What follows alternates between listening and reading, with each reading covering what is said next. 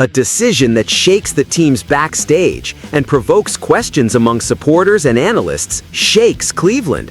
Who could have imagined that a veteran who arrived, left, and returned to the club would be chosen to lead the offense right at the season opener? The decision by Kevin Stefanski and the team's management about who will occupy the most vital position in American football opens space for intense debates and bets about the future. Welcome! Show your support to the Browns by reaching 100 likes on today's video. The choice of coach Kevin Stefanski is clear and surprising to many. Joe Flacco will be the Browns' starting quarterback in Week 1 against rival Cincinnati Bengals. Flacco, known as Joe Cool, returns to lead the Cleveland Browns offense after a complicated injury-ridden season at the position. At 40 years old, the veteran brings experience and stability to a sector that has been a weak point for the team in recent years. In 2023, Flacco was unexpectedly pushed into the starting role during the Browns' historic playoff run after massive injuries to the quarterback staff.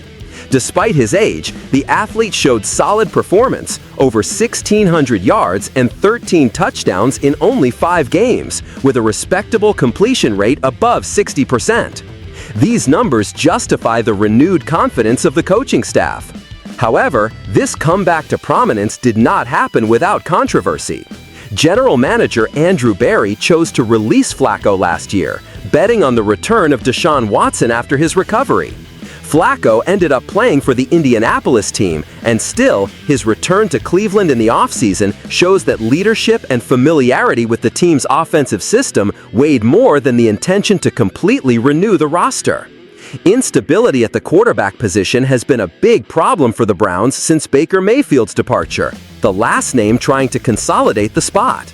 With Flacco, the team found this equation less mysterious, which explains his maintenance in the position despite the arrival of 2 promising rookies, Dylan Gabriel and Shedeur Sanders. Both showed potential in the preseason, but the coaching staff opts to protect them so they can develop without immediate pressure. The start of the season strategy seems sensible. The Browns' schedule is quite challenging in the first 6 matches, and the team will need Flacco's cool arm not to collapse early. This choice reveals a coaching staff that prefers the safety of experience over youthful unpredictability, betting on a balance between present and future. Under Stefanski's command, Flacco not only led the team well last campaign, but took advantage to imprint his style of play, especially using play action, widely explored in offensive tactics. This suggests that Browntown's movement can be more mature, less dependent on young players' mistakes to advance. In summary, Flacco's naming represents more than a simple announcement. It's a statement that the Browns seek stability and mature leadership to rebuild their path.